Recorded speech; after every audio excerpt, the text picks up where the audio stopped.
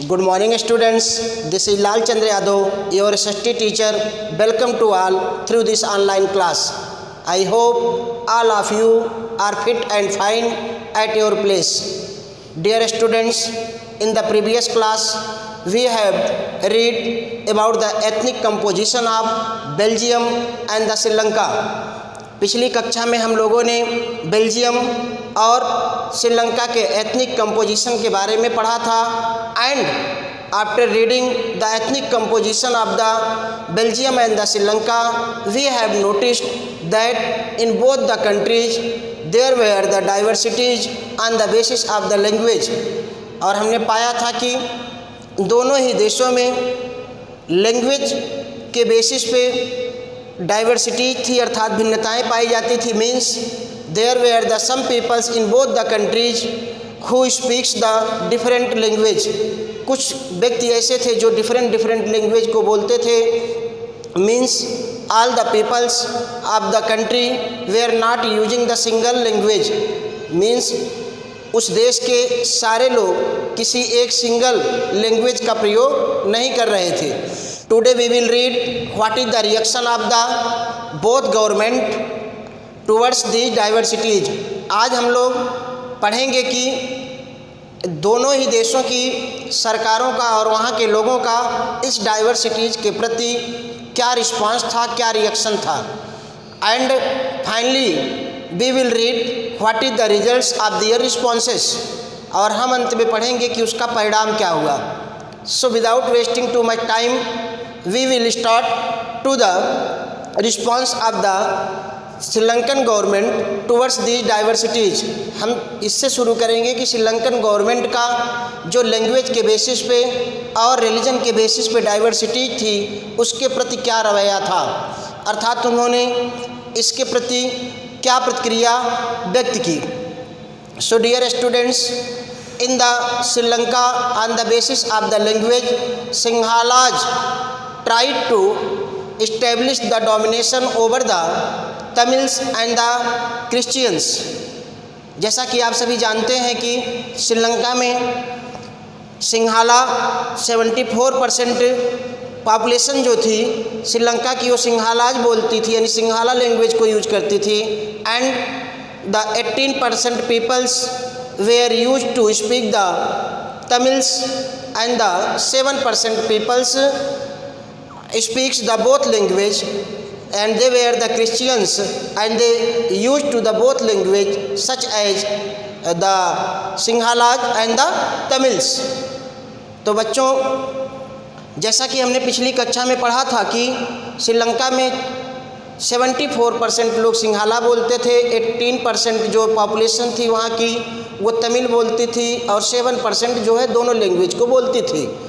So we have noticed that the Sinhalaj were in majority, and so they try to dominate the minority language group such as Tamils and the Christians। तो उन्होंने क्या किया कि इनको dominate करने का प्रयास किया। And such type of the domination is known as the majoritarianism. ये जो है इस प्रकार का जो डोमिनेशन होता है वो मेजॉरिटिनिज्म कहलाता है। Majoritarianism is a terms which express that when anyone try to establish the domination on the basis of the majorities.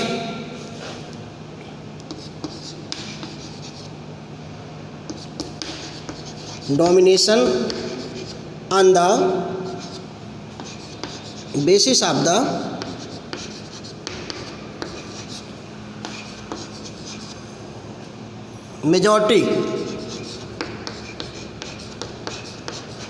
Majority के बेसिस पे जब कोई यह मांग रखता है कि they are in majority so they should rule over the country, then it is called the majoritarianism. तो उसे हम क्या कहते हैं? मेजॉरिटरिज्म कहते हैं। तो in Sri Lanka the Sri Lankan government and the peoples try to established the majoritinisms. For that they had taken the several steps, and we will discuss to these steps, and finally we will read what is the results of these steps of the government। So dear students, now we are going to read the steps which were taken by the Sri Lankan government, the steps which were taken by the Sri Lankan government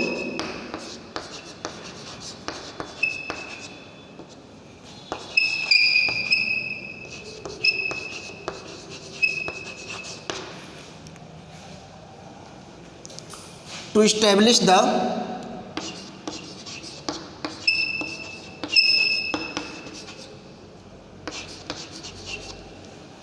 majorityism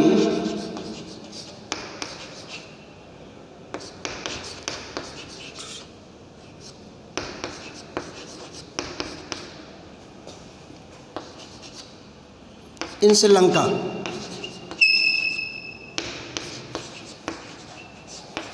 Sri Lanka में मेजॉरिटीनिज्म establish करने के लिए वहाँ की government ने क्या क्या step उठाए, वो सब हम लोग डिस्कस करने जा रहे हैं. So dear students, in 1956 the Sri Lankan government had passed an act and according to that act the Sinhalese were recognised as the only official language of Sri Lanka. प्यारे बच्चों, 1956 में श्रीलंकन गवर्नमेंट ने एक ऐसा एक्ट पास किया जिसके अकॉर्डिंग अब केवल सिंहाला ही क्या थी, ऑफिशियल लैंग्वेज थी. You can notice in India there are the some language which are official in to the different states, means the government had not imposed the any specific language on the peoples, but Sri Lankan government had tried to do this. लेकिन Sri Lankan government ने ऐसा करने का प्रयास किया and it had disregarded the Tamils. और इसने क्या किया था, तमिल्स को डिसरिगार्ड किया, यानी तमिल्स को एक प्रकार से उन्होंने तमिल्स के राइट को इग्नोर किया. तो इन 1956 में क्या हुआ, इन 1956 an act passed by the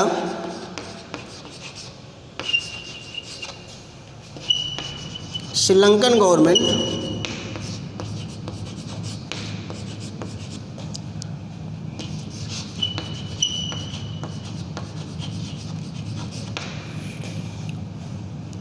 to recognize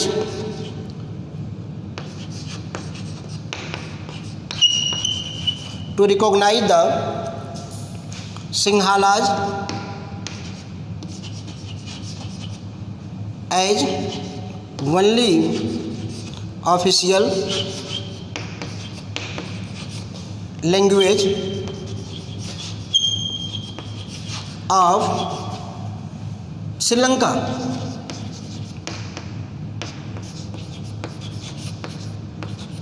जैसा कि मैं इसके बारे में आपको पहले ही बता दिया है.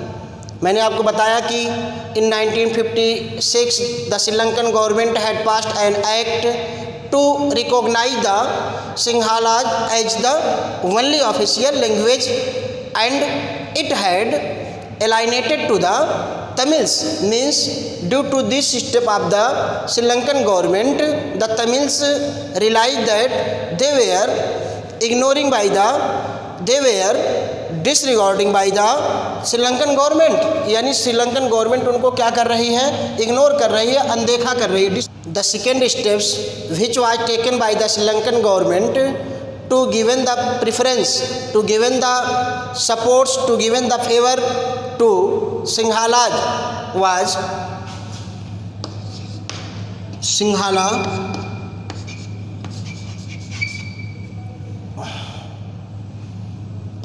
where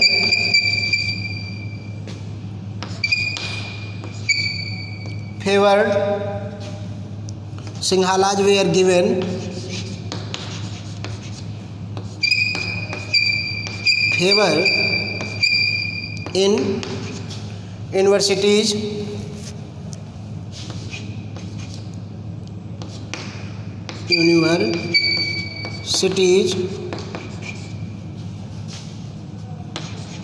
and government job.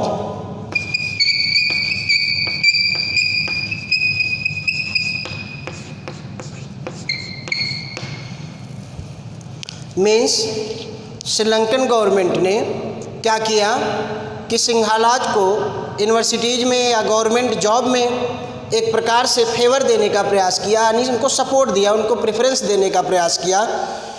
Sri Lankan government have given the special protection to the Buddhism. Means Sri Lanka की गवर्नमेंट ने बौद्ध धर्म मानने वालों को क्या दिया, एक स्पेशल प्रोटेक्शन दिया, यानी गिवन। बाकी आप देख लीजिए, हम 60 में इसमें कर दे रहे हैं। Given the special protection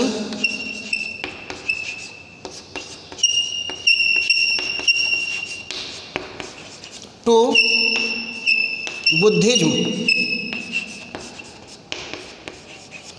by passed an act. एक एक्ट पास कर दिया, यानी कॉन्स्टिट्यूशनल प्रोटेक्शन मिल गया किसको, बुद्धिज्म को। So you can notice that the Sri Lankan government try to establish the majoritarianism, यानी कि श्रीलंकन गवर्नमेंट ने मेजॉरिटी को ज़्यादा फेवर किया, उनको ज़्यादा प्राथमिकता देने का प्रयास किया।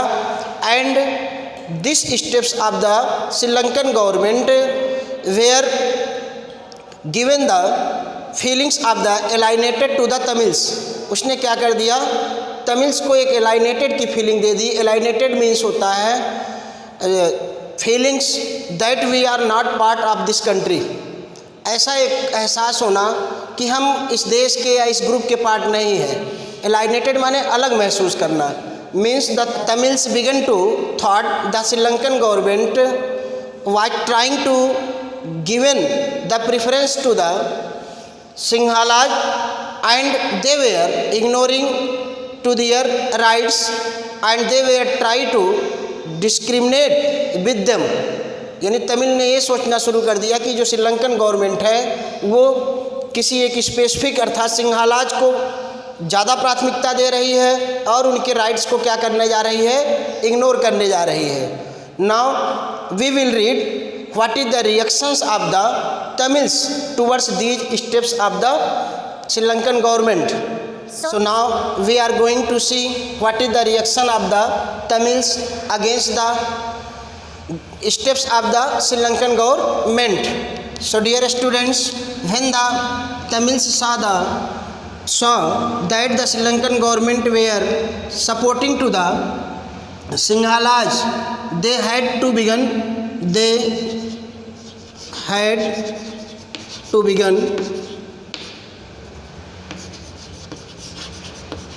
united themselves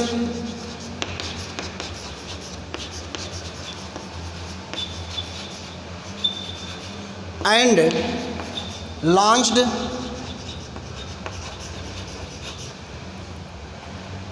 struggle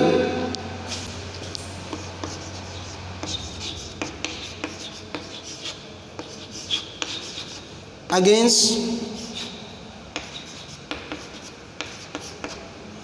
सिंघालाज। सिंघालाज के प्रति इन लोगों ने अपना एक स्ट्रगल शुरू कर दिया। And they also began to demanding a separate Eelam. Separate Eelam मैंने तमिल लैंग्वेज में जो आप इल्म वर्ड है उसका मतलब होता है हाउस, उसका मतलब होता है एक प्रकार से कंट्री। यानी उन्होंने क्या मांग करना शुरू कर दिया, एक सेपरेट कंट्री की मांग करना शुरू कर दिया, एक इंडिपेंडेंट तमिल इल्म की मांग करना शुरू कर दिया। They began to demand separate independent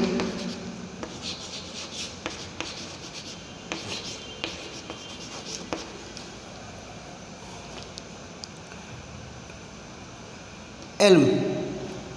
Independent ilm means a kind of house, a country in Tamil language. Tamil भाषा में अगर हम बात करें तो इल्म मीन्स होता है एक कंट्री या एक हाउस। तो वो लोग ना एक डिफरेंट तमिल इल्म की मांग करने लगे, तमिल कंट्री की मांग करने लगे।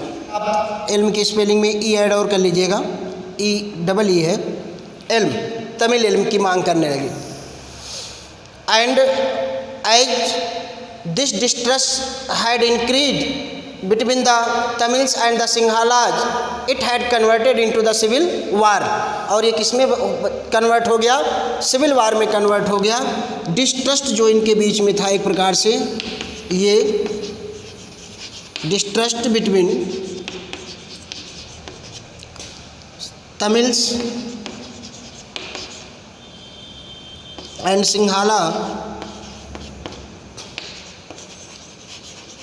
changed into civil war।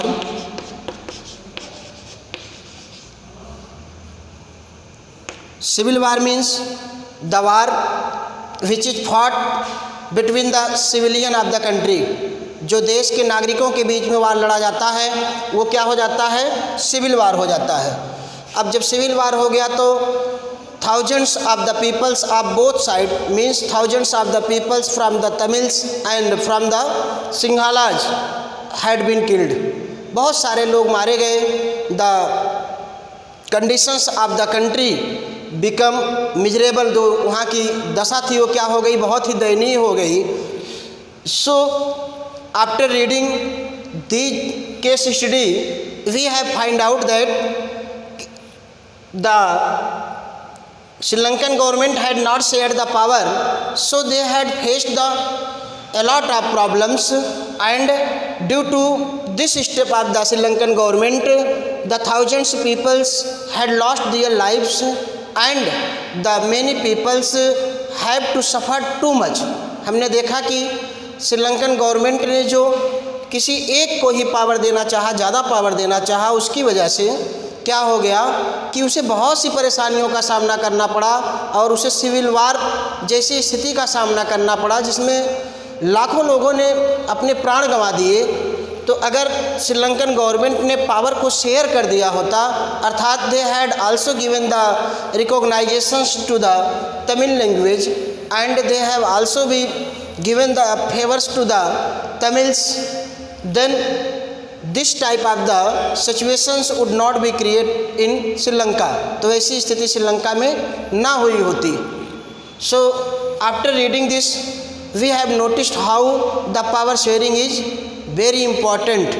क्यों बहुत ज़्यादा इम्पॉर्टेंट है power sharing? Now we will read to the case study of the Belgium. अब हम जो है बेल्जियम की केस स्टडी को बारे में पढ़ेंगे कि what is the steps of the Belgian government towards the diversities.